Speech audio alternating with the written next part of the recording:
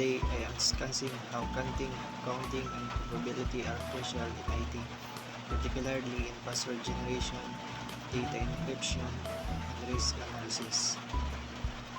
Password generation. Counting. When we create a password, counting principles help determine the number of possible combinations.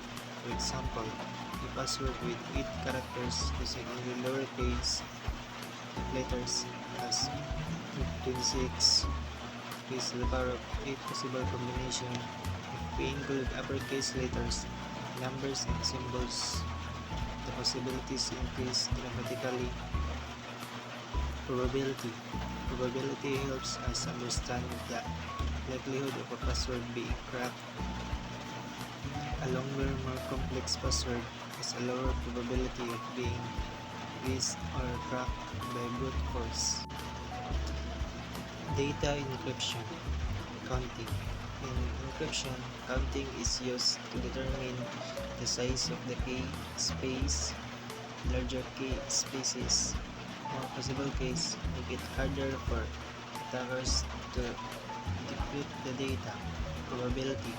Probability is used in algorithms to ensure that encrypted data is statistically indistinguishable from random data, making it difficult to break the encryption.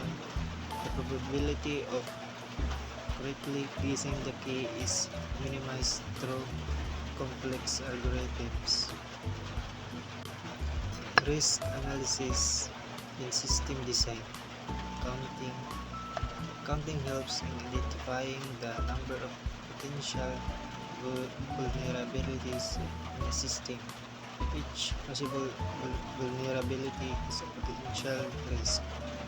Probability. We use probability to assess the likelihood of different risks occurring.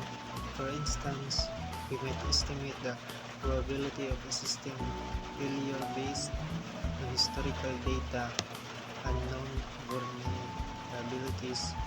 This helps prioritize security measures.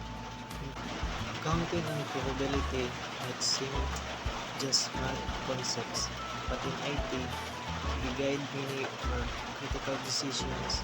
They help us build strong passwords, protect encrypted data, anticipate risk, and prevent system failures. Even secure system we use today, from online banking to social media, is safer because of these mathematical principles.